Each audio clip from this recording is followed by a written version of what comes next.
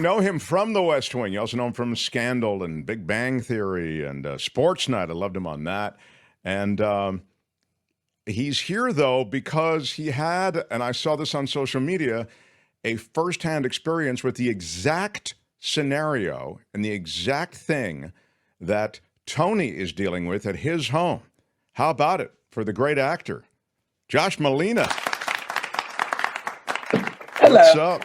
He's Lord of the Ducks. I love that. I'm a little bit losing my voice today, so if I sound particularly husky and sexy, that's why.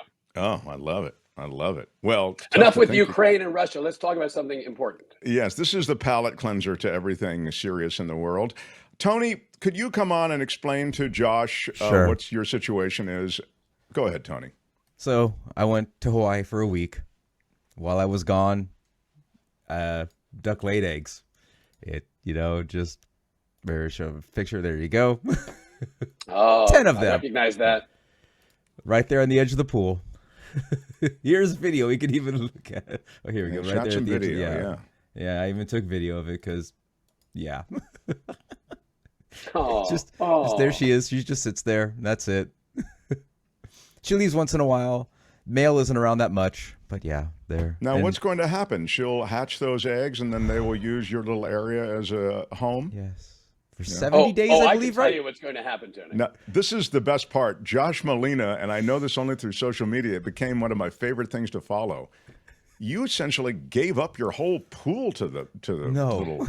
Well, in the spring of 21, I believe, so we're into the pandemic, we noticed a mama mallard, whom we would later name Destiny Duck, nesting very similarly, very close to our pool. We wondered what to do. I called, I think, some sort of Pacific Coast fowl wildlife group and said, what do I do? What are my options? And they explained very succinctly that I had no options. If I may quote briefly from the Migratory Bird Treaty Act of 1918, it is illegal for any person to take, possess, transport, sell, or purchase them or their parts, such as feathers, nests, or eggs, without a permit. So being the law-abiding and animal-loving citizens that we are, my family, we decided there's nothing to do. I believe that what the animal control said to me was, congratulations. Yes, that is bad. Largely their take on it. And so we waited, and we were caught a little bit off guard because we were unsure when they might hatch. And then one day I just glanced from the house at the pool, and I saw Destiny and I believe 9, or maybe it was 10 at the time, ducklings in our pool swimming behind her. And it immediately turned into actually an emergency situation because it became clear that the water level of the pool, much to our dismay, was not high enough for them to get out of the pool. And though ducks are quite good swimmers, the time might come when they tire, and if they can't get out of the pool and they can't fly yet, they're in trouble. So it became an all hands on deck thing where, thankfully, with a little foresight, we had bought pavers that we could put in the pool, and we created sort of a stair system at a couple places in the pool where they could get out, and they did quickly. And then we proceeded for the following weeks. We just gave up to it. We decided, let there be a National Geographic special in our backyard. We bought duck feed. We fed them. The pool slowly turned, obviously, unswimmable and green and disgusting and swamp-like. But it also was very lovely and beautiful to watch the mom and her kids. Also, again, the dad, not so much in the picture.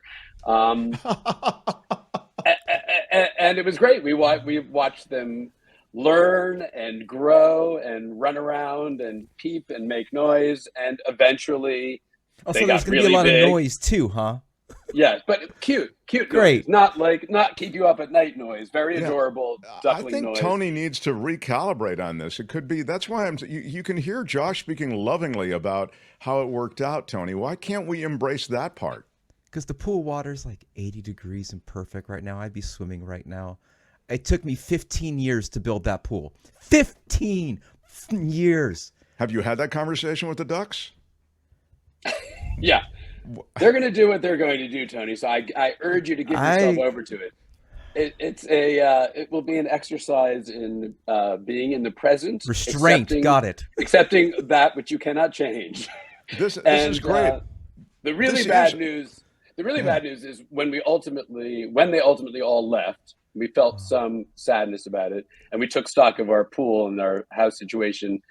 We had to drain the pool entirely, and a tremendous amount of damage had been done to our pool. And what was the cost of that? What was the number of that? I don't even want to say, except a number that I can't afford because I work in radio. As a journeyman actor, so I might as well just bury my pool. That's where I'm at right now.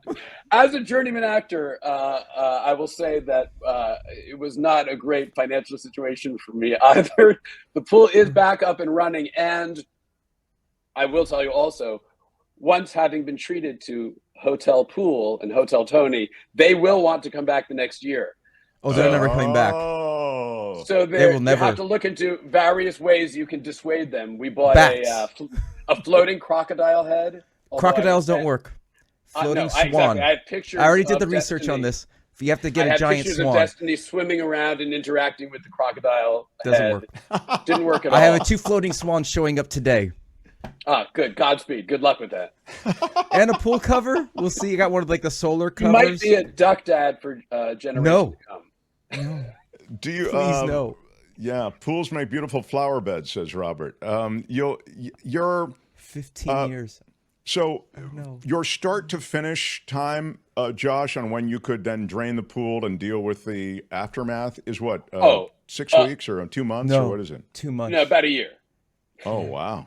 Yeah, no, the pool was drained, and it was the following year when it was still empty, and Destiny and perhaps a new mate returned, and they were clearly looking around like, I remember there being more water. And I think luckily they got the picture, like, you're not going to do a second round here. They eventually flew off, and that's when we addressed the pool. A full year before we were able to swim again. Wow. Tony, I wish I had better news. I mean, it's great to talk to someone who's had this experience, but the news is not great. Kim, did you have a thought on this? What are your thoughts on perhaps covering the pool and providing an alternate water source for the ducks? That was actually our initial attempt. I forgot that. I elided that part of our story, which is that I got a big, or maybe not big enough, but I think inflatable above ground mini pool. The little before they were hatched, sort of going like, doesn't this look good? And we had lovely steps going up, and they have no interest. That didn't work. The alternate water source did not work. Yeah, it's been suggested by many people that he do that kiddie pool thing with a little sort of ramp up to it. And, I mean, give it a shot. Didn't work. Yeah, right. Give it a shot. I mean, that could be you've got to give it a shot. And the other thing that's been suggested is that Tony set up a cam, like a webcam thing, and try to cash in on it because this is if you can monetize your ducklings, Godspeed. Yeah, I wish you'll need something to offset the cost. You're going to need something to pay for that pool. Don't have enough. It only makes sense to make them work it off. Yeah. We could crowdfund it right here. Tony. I look forward to following your story, having been through mine. You should post on Instagram the way Josh did. It was great. And then you see these cute little, we don't deal with any other stuff when we're watching on Instagram. It just all looks cute to us. I just thought, oh my God, isn't Josh great? And that he's, embraced this family of ducks. And it was really cool. And you're saying that there was a cool aspect to it too, right, Josh Malina? Absolutely. Yeah. I mean, it was a fantastic pandemic few months where we checked in as a family with our duckling family every day and watched them grow proudly, watched them eventually learn to fly. They left one at a time. We felt a loss every time one left. I won't. Yeah, but once they're all gone, you're just like, wow, they destroyed my property. I'm already there. I'm already at that part. Yeah, you're ahead. You're precocious. Congratulations on your new family, Tony. I think Malina's got some important information for you, and you ought to at least take a shot. Yeah. What if it could be my family? It could be Destiny Duck. Oh my God! She looks very similar. For all I know, she's moved on to your place. Any last questions before I excuse the witness, Tony? No, just I know how Just it's fun to watch someone in real time. I thought it was going to be this bad, and you've confirmed it's going to be bad. He Oh, is it's gonna be facing his bad, fate. but That's it will correct. also be good. At least let the good stuff in. It will be interesting. No, well, yeah, no. Yes, Please, ducklings are so cute, Hannah says. Comment they suggesting really are. harming them in any way, not nice. Crowdfunding sounds great. There you go. You can turn to the crowd to maybe help offset this. Keep us posted on Shop this. Cam with a $2 a week subscription. Come on, Yeah, yeah. Yeah. I'll, Embrace I'll, your I'll future. be your first customer. Yeah, good. Oh, isn't that sweet? Yeah. Kim, before I excuse noted actor Joshua Malina, do you have Ah, anything for him? I saw that you're doing a West Wing podcast. This intrigues me. I have alas completed with Rishi Herway, my co-host and really the driving force behind the pod. We've completed it. So there is an episode of our podcast, The West Wing Weekly, to accompany every single episode of The West Wing. And it was a lot of fun. We did it from 2016 to 2020. We did live events in London and Dublin and Chicago, maybe not Chicago, in Boston and New York. It became a really great, joyous, wonderful thing. And it's still up there for free if anybody wants to listen to the episodes. Can you talk about the difference between your work on two different political shows, Scandal versus The West Wing? And you had The West Wing, which was so, I don't know, it seemed so serious to me with such a moral compass. And then you have Scandal, which is kind of farcical almost. And I just wonder, like, Yes, how different was that? on only one of those two shows did a sitting president smother a U.S. Supreme Court justice. You can guess which one it was. Actually, it was a great. There was some shared DNA for sure. Yeah. Shonda Rhimes and Aaron Sorkin both write hyper articulate, dialogue heavy characters and scenes. So it was sort of fun to do one from the other. But it was also wild to do Scandal after The West Wing, which was in its Right. way a little lesson about civics in every episode. And Scandal was like, here's the dark underbelly of how things might really be running. How hard is it to get that fast clipped dialogue down? I'm sure it's more lines to memorize, and is it a different style?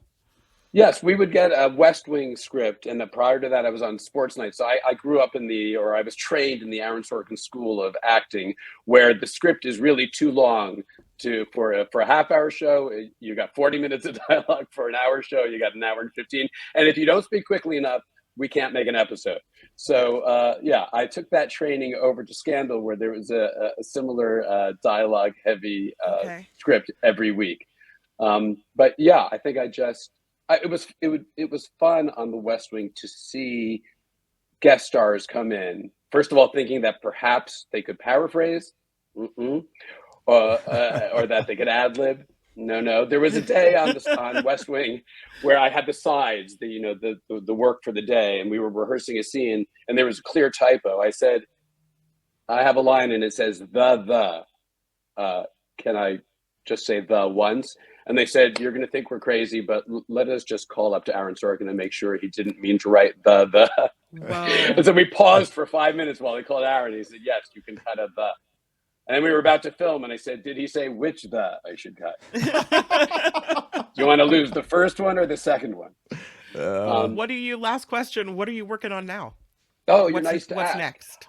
I can't say what's next. Mhm. I can't say specifically, but I am going to do a play in London in the fall about which I'm extremely excited. So that's sort of a bucket list thing for me to do as an actor. Okay, nice. Well, I have to say that the thing that Josh Malina has done and I didn't see it, but I just saw that he was doing it. I just didn't have a chance to get to New York to see you on Broadway, which I really wanted, because I just feel as though that's a real actor. Not necessarily on Broadway, but just legitimate theater to me. I've always loved it. It's a magical experience, not even just, even small theater to me is just magical. And I was so excited that you were doing that. And now to learn that you're going to be on the London stage. Well, sir. Yes, I feel like an actor again. I mean, I've been very lucky to do good things on TV like Scandal and The West Wing and other stuff.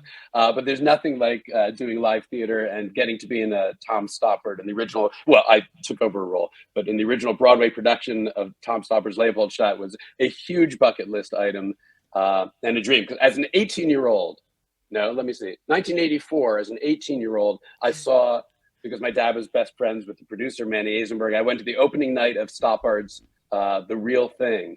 And I remember as a teenager who already wanted to be an actor being blown away by this writing. And it would never have, I think, entered my mind that 40 years later I would do a new Stoppard play. And so Wow. And just you a talk dream, about dream come true. dialogue. You talk about clip dialogue. Wow. I mean, that's, you know. And that was another thing I have to say. Aaron Sorkin, God bless him, has given me a lot of work directly, but I've gotten a lot of work indirectly too. It certainly helped me get Scandal, and I'm quite sure my work on The West Wing helped me be cast in Leopoldstadt. So he's the gift that keeps on giving. Terrific. Well, good luck. Break a leg, as they say, and we'll hear more about that. Come Thanks, visit us Mark. again, Josh. Let's We'll play keep you cards posted. soon. I'd love it. Malina is such a good card player. He's so much better than I am. Please. But he's such a No. pleasure to be with at the table, so you don't mind losing. Josh, stay in touch, and we'll keep you posted on the duck situation. Will do. Thank you for having me. All right, Josh Malina, everybody. Love it. Hi, it's Mark, and I thought that was great. Hit the notification bell. You'll know whenever there's a new video being dropped, and please subscribe to our channel to help us save the universe.